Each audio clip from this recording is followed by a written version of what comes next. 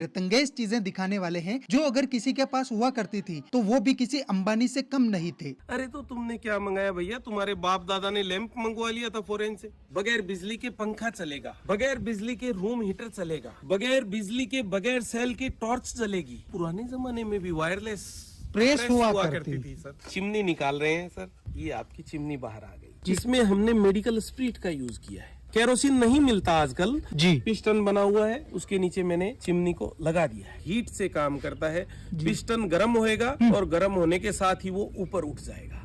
ठंड से बचने का भी साधन था उस जमाने में। बिल्कुल सिंपल कॉन्सेप्ट। ये यहाँ से केरोसिन डलेगा, 2 हैंडल है उठाने के लिए इसको जी। और यहाँ से आप देखेंगे कि इसमें बहुत बड़ी बत्ती लगी हुई है जी। तो ये पूरी जो जालीनुमा आकृति है ये गर्म होके अपने कमरे को हीट कर देगी। क्या तो ये है अपना रूम हीटर जो केरोसिन तेल से चलेगा, मिट्टी के तेल से चलने वाली टॉर्च। तो सर ये भी उपकरण थे, लोग कहीं घर से बाहर जाते थे तो रोशनी की जरूरत तो होती थी, तो आप देखेंगे किस तरह की हैंड टॉर्च बनाई गई। सामने की ओर तो बहुत बड़ा ग्लास लगाया गया है सर, और पीछे पूरी आयरन से बनी हुई है। वही बर्नर जो अपन चूल्हे में देखने को मिलता है, लेकिन जो कुछ भी है नायाब है। बिल्कुल सर। तो आप देखेंगे कि किस तरह का एक नायाब लैंप आपको दिखाने जा रहे हैं सर। रेलवे लैंप है, सिग्नल दिखाने के लिए काम में लिया जाता था। लैंप आपका बिल्कुल यूं ज्यादा हिले डुले ना, हाँ। इसलिए ये लॉक लगाया हुआ है। ये लॉक मैंने खोल दिया है और अब मैं इसमें से एक बहुत ही नायाब चीज दिखाने आपको जा रहा हूँ, एक छोटा सा दीपक। और अभी आप देखेंगे कि आपको क्या दिखाई दे रहा है सर। और सर रेड सिग्नल है, ट्रेन बिल्कुल आगे नहीं जाएगी। मैं ट्रेन को यहीं पे रोक दूंगा। मैं दूसरा शटर ऑन करता हूँ। आप क्या देख पा रहे हैं सर?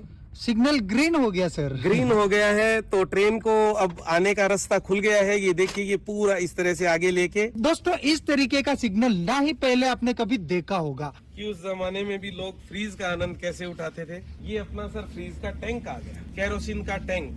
यहाँ से केरोसिन इसमें अपन डालेंगे। जैसे सर गाड़ी में फ्यूल मीटर होता है जी, कि आपकी गाड़ी में कितना पेट्रोल है, कितना डीजल है, तो ये इसका फ्यूल मीटर है सर। जैसे ही इसमें अपन केरोसिन डालेंगे ये ऊपर उठ जाएगा। ये आप देखेंगे कि इसकी लॉ को कम ज्यादा करने का सिस्टम है। देखिए सर, बत्ती में भी कुछ हरकत हो रही है। बिल्कुल सर, यहाँ से ये फ्रीज के अपन टेम्परेचर को या फ्रीज के फंक्शन को ऑपरेट कर सकते हैं जी। तो अपन फ्रीज खोल के देखते हैं कि अंदर से कैसा है अपना फ्रीज। और ये मेरा फ्रीजर है सर। हाँ। और इसको चिमनी को कैसे इंस्टॉल करेंगे तो अपन ये देखते हैं सर। ये जी। नीचे का दरवाजा खुल गया है अपना जी। और आप देखेंगे कि इसके टायर लगे हुए हैं सर। ये देखिए, वाव। क्योंकि टैंक भरने के बाद में इसमें काफी वजन हो जाता है।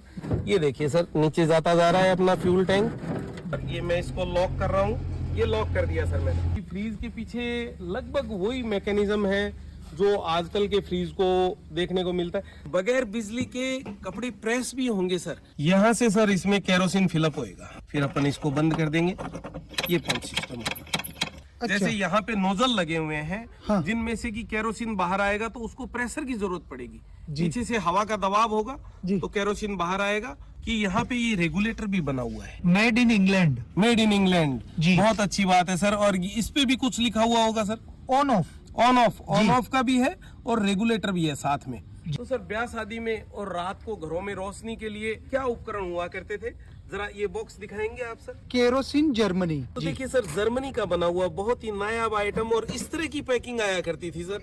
अब प्लास्टिक युग आ गया, गत्ते का युग आ गया। कि यहाँ पे मीटर भी दिया हुआ है। और फिर इस लैंप को ब्याह शादी में किस तरह से यूज करते थे सर?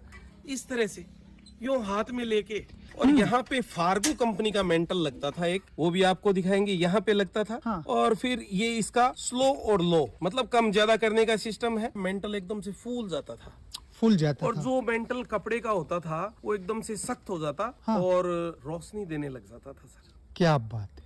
ये थी पुरानी तकनीक। जी। फिर अपन देखेंगे सेकेंड वर्ल्ड वॉर के टाइम का केरोसिन ऑपरेट स्टोव।